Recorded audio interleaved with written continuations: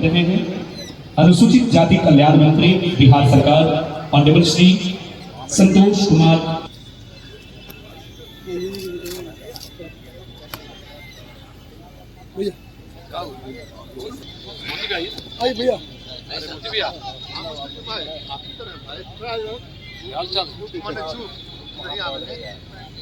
अभी on the way है सहकारिता मंत्री बिहार। स्वागत।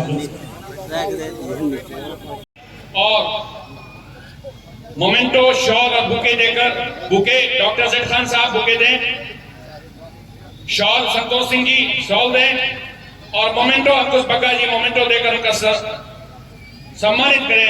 एक बार तालियों से अपने मुख्य अतिथि संतोष कुमार चीमन जी का स्वागत करें। बहुत बहुत धन्यवाद। आप तीनों का मंच पर आए। अख्तर साहब मंच पर आए। कमांडर साहब,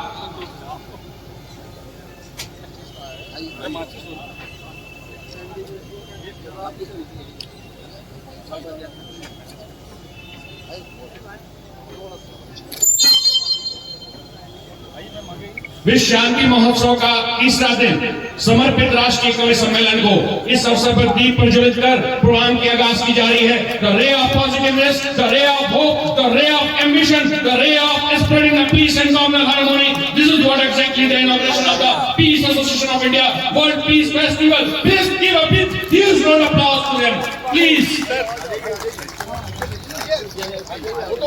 thank you very much sir. बहुत बहुत शुक्रिया आप सभी का, बहुत बहुत शुक्रिया कि आप लोगों ने प्रोग्राम का आगाज किया। माननीय संतोष कुमार सुमन जी का मैं दिल की गहराइयों से स्वागत और आभार व्यक्त करता हूं। साथ ही साथ मैं सारे अपने पीस एसोसिएशन के मेंबर्स जो भी यहाँ पर हैं सभी का मैं इस्तेमाल करता हूं, अभिनंदन करता हूं। दीपक चड्डा जी आप भी आ जाए, सारे साहब आ जाते, आ जाए।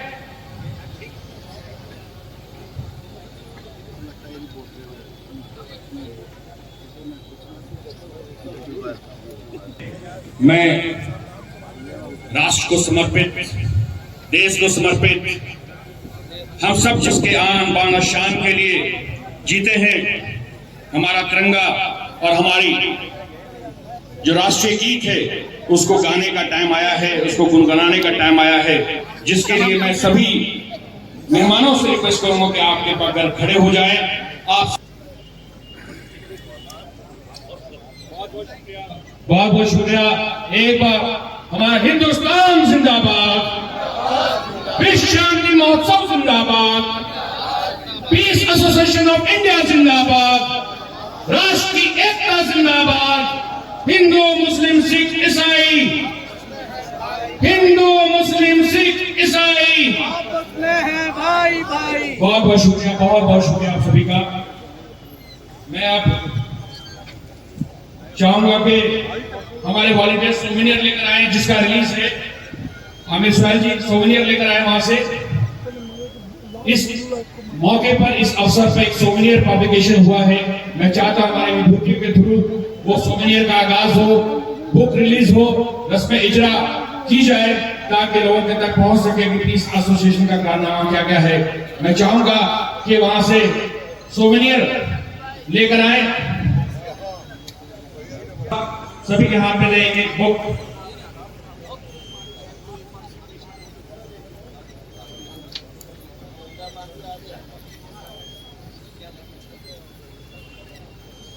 मैं सभी से रिक्वेस्ट करूंगा, सारे मेहमानों से, अतिथियों से कि कृपा कर खड़ा हो जाएं और इस बुक का विमोचन, इस किताब की विमोचन, रस्म इजरा, द रिलीज ऑफ बुक आपके करकमलों द्वारा किया जाए ताकि सभी को पता चले कि पीस एसोसिएशन ऑफ इंडिया ने पूरे साल क्या क्या काम किए हैं, किस तरह से सामाजिक दायित्वों को निर्वहन किया है। हो गया, हमारे वॉलंटियर्स फ्लैग कलर बैलून को लेकर आए, फ्लैग कलर बैलून को लेकर आए जल्द से जल्द।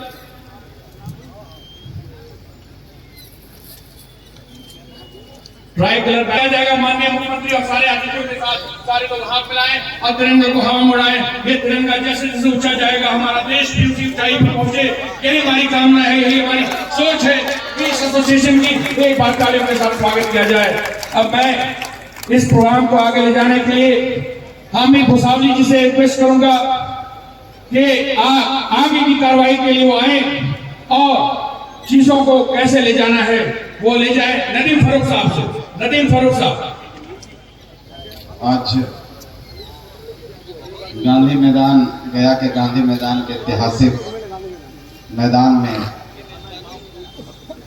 Piece Association of India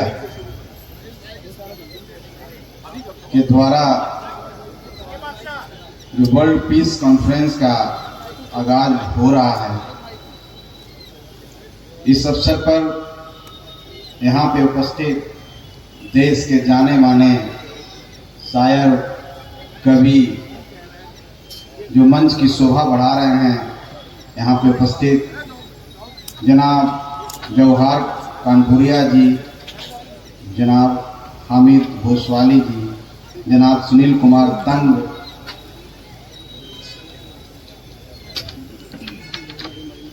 Khan ji, Shri W Singh ji, जनाब शाहिद खान जी, डॉक्टर अख्तर हुसैन जी, श्री मनीष सिंह जी, श्री आसिफ।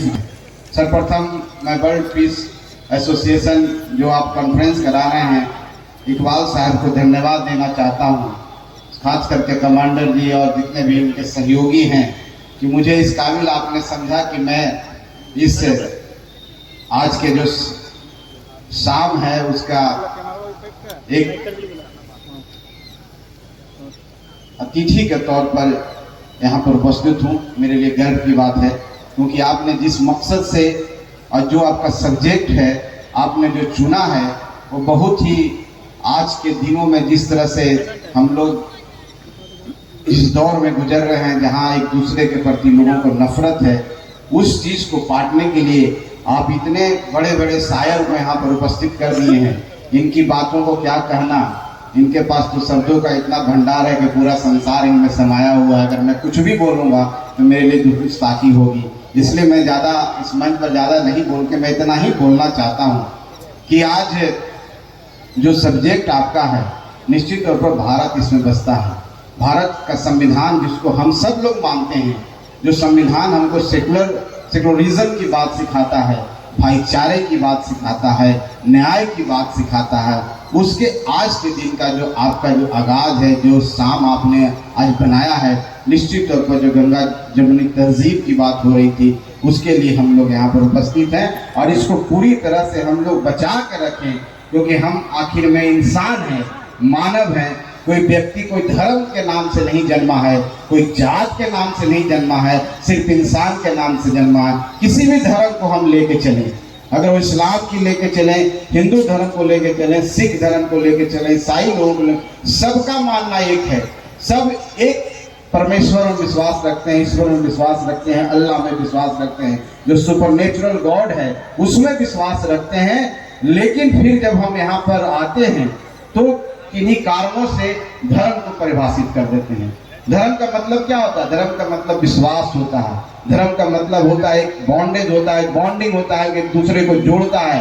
धर्म का मतलब होता है कि हम ताकत बने, लेकिन हम लोग धर्म को दूसरे कारणों से डिफाइन कर देते हैं और वो कमजोरी बन जाती है हमारी। और ये देश जो एकता का स्वरूप है, विविधताओं में एकता का स्वरूप है, उसकी जो सौंदर्य है, उसकी जो खूबसूरती है, कहीं न कहीं खो जाती है। इसलिए इस तरह के आज के समारोह की जरूरत है, जहां पर हम सिर्फ एक इंसान के रूप में उपस्थित रहें और जो शायर लोग हमारे जो आज आपके सामने प्रस्तुत करेंगे उनमें खो जाने का समय है, ताकि हमारा जो देश है एक रहे और बना रहे।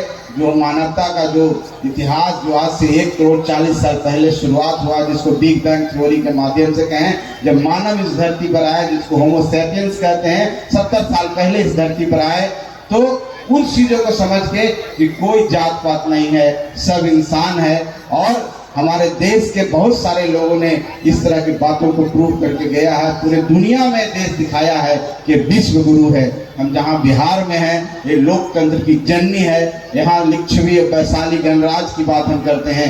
ये ऐसे जगह पर हम हैं जहाँ सिख धर्म हो, चाहे जैन धर्म हो, बुद्धिस्ट धर्म हो, दुनिया को शांति का संदेश देने का बात किया है। बुद्धिज्म यहीं से आया, जैनिज्म हमारे बगल में है, सिख गुरु पटना की बात करें, मैं कहने का मतलब है कि बिहार अपने आप में सब चीज को संजोगे हुए है, समेटे हुए है। इससे हम सबको सीख लेना चाहिए और ये सीख लेकर के हमको आगे बढ़ना चाहिए और एक भारत को हिंदुस्तान बनाना चाहिए, ना कि कोई धर्म के नाम से जानना चाहिए कि कोई राम है, कोई रहीम है। सब एक इंसान है और सबकी पहचान इस देश के नागरिक के रूप में है। और हमारी जो पूजा इबादत जिसको हम करते हैं, हमको संविधान की करना चाहिए, क्योंकि संविधान हमको रक्षा करता है, सुरक्षा देता है। संविधान हमको आजादी देती है।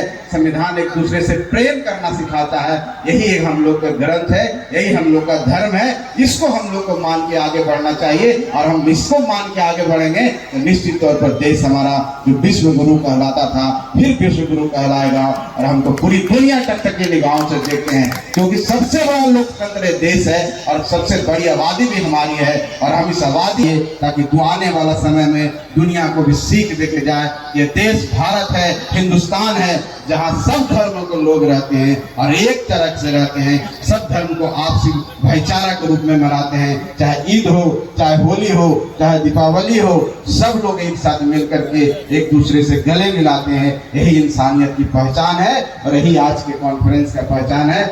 बात देता हूँ कि आपने इस तरह का कार्यक्रम इस ऐतिहासिक जगह पर कर करके लोगों के बीच में जो संदेश दिया है, निश्चित तौर पर आने वाला समय में इतिहास की गवाही बनेगा। और एक डेट मुकर्रर आप कर लीजिए, आने वाला समय लोगों के लिए यादों में ताजा रहेगा और लोग याद करेंगे कि इकबाल साहब ने और उनकी सारी टीम मिल करके, उनके जितने स्पॉन्सर हैं, एक संदेश देने का काम किया है जो पूरे विश्व तक जाएगा। बहुत बहुत धन्यवाद। जय हिंद।